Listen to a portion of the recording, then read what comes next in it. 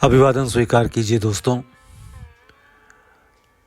उनके खत और आप की 115वीं कड़ी 115th एपिसोड में आप सबका हार्दिक अभिवादन, अभिनंदन, स्वागत और आभार।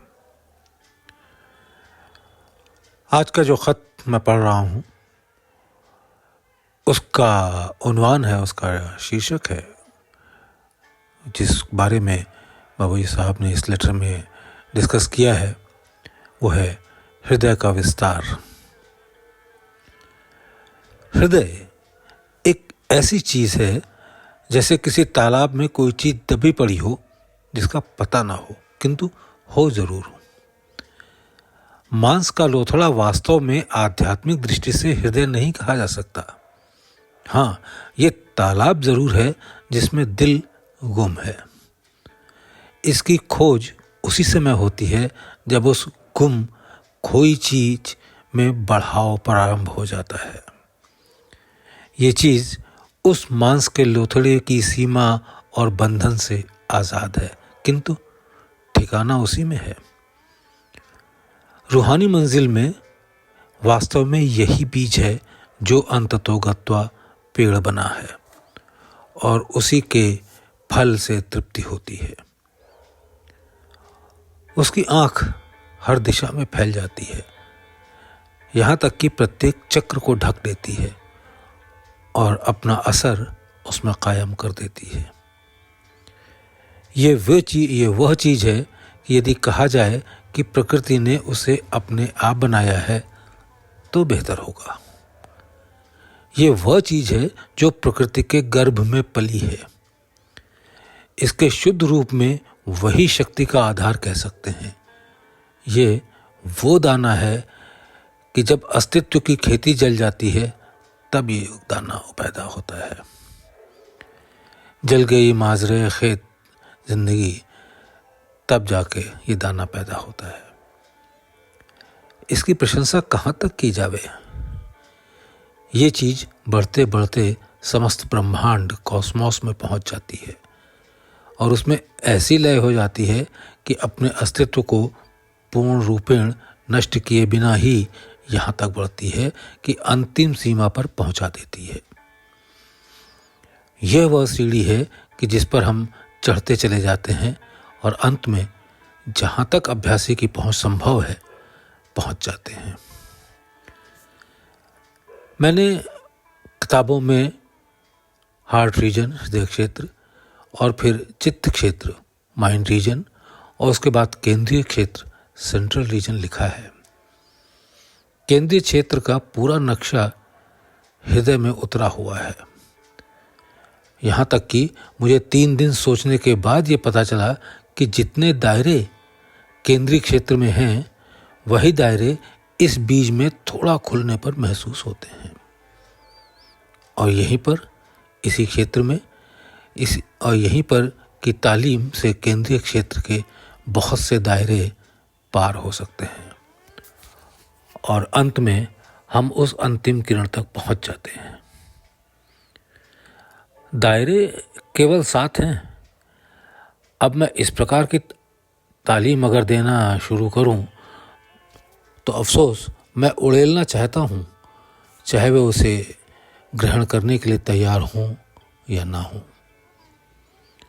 जब मैं ये देखता हूं कि मुझे अभी कितना सिखाना बाकी है तो मेरे होश उड़ जाते हैं और चाहता तो ये हूं कि घोल कर पिला दूं, मगर घोल कर पीने वाले भी 1-2 ही मिलेंगे।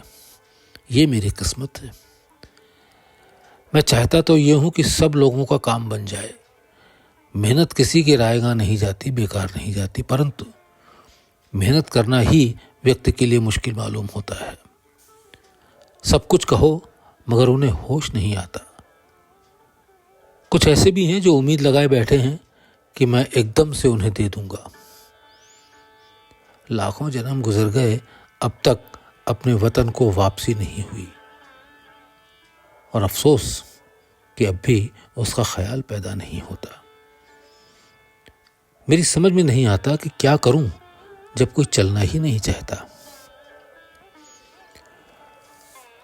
भाई, मेरा दिल अपने साथियों के लिए गहरे प्यार से भरा हुआ है। उनके लिए मैं जो भी सेवा करूं, उससे मेरा दिल ही नहीं भरता।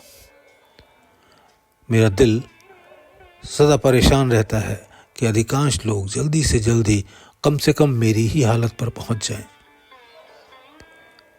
इस काम में जल्दी करने के लिए और इस विचार से कि आप लोगों में इसका संदेश जल्दी से जल्दी अधिक से अधिक लोगों तक पहुंचे, मैंने इतने अधिक प्रिसेप्टर बनाए ताकि वे पब्लिक में जागृति उत्पन्न कर सकें और अधिक से अधिक लोगों का काम बन जाए, उनका अखलाक और व्यवहार सुधरता जाए।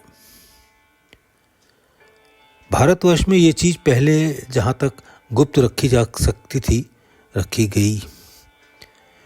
नतीजा ये हुआ कि पुराने ज़माने में ऋषि लोग केवल कुछ शिष्यों को बता के गए। फिर समय बदला और ज़माने का असर पड़ने लगा। उसमें से कुछ लोग ऐसे भी थे जो बता भी ना सके। धीरे धीरे ये चीज़ लगभग ख़त्म हो गई। असलियत छिप गई, असलियत की ऐंठ पैदा हो गई। असलियत छिप गई मगर असलियत की ऐंठ पैदा हो गई। बड़ाई और छोटाई का विचार पैदा होने लगा और तिल भर चीज़ मिलने पर ही गदगद हो गए। उसी को सब कुछ समझ बैठे। कतरा दरिया में छिप गया। देखने वालों को भी मालूम पड़ा बस यही सब कुछ है। दरिया देख लिया और उस पर ऐसे लट्टू हो गए कि बस समुद्र का विचार तक बाकी न रहा। इस तरह अपने आप को लिमिटेड कर दिया। जब लिमिटेड कर दिया तो इसके ग्रॉसर एस्पेक्ट्स सामने आने लगे। शरीर का विचार, विचार का विचार बहुत ज़बरदस्त पैदा हो गया। अब हुआ ये कि एक बंधन अहंकार, इगोइज्म का और लग गया। अपने आप को इतना समझने लगे कि जो वाकई उनमें है नहीं। लगभग यही विचार हमारे कुछ प्रिसेप्टरों में पैदा होने लगा और ये बीमारी कम होने के बजाय बढ़ रही है। उनको पावर का देना हमारे लिए बवाले जान हो गया। पावर थी तो ईश्वर प्राप्ति के लिए, दूसरों को लाभ पहुंचाने के लिए, पर उनके लिए यह अहम का विचार दुर्विचार पैदा करने वाली बनने लगी।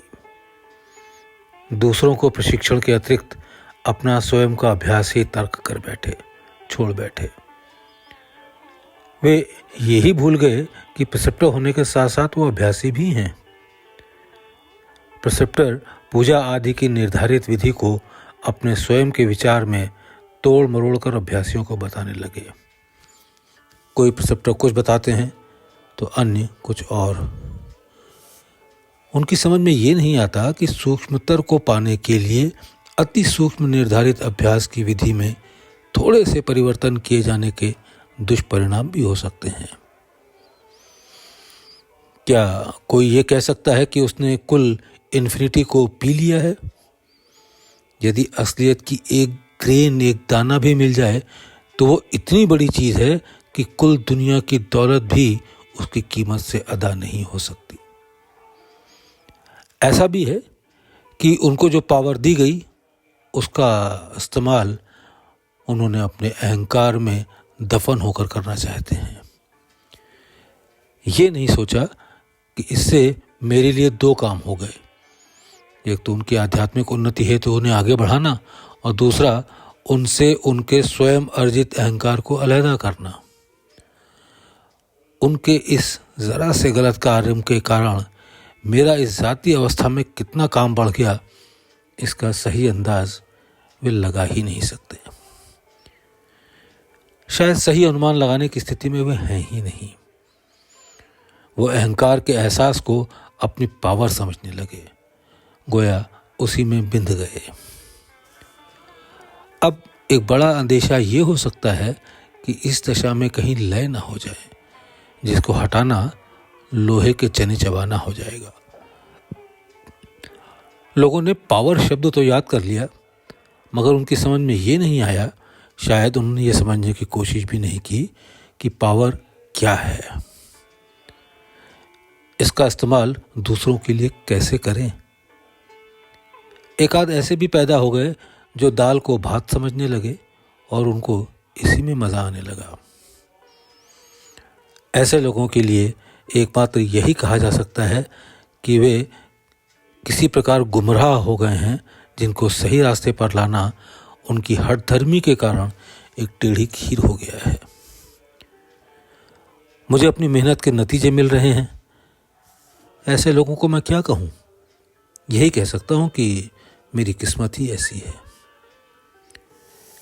मिशन के जितने भी सेंटर हैं सब लालाजी साहब के हैं, किसी व्यक्ति विशेष के नहीं।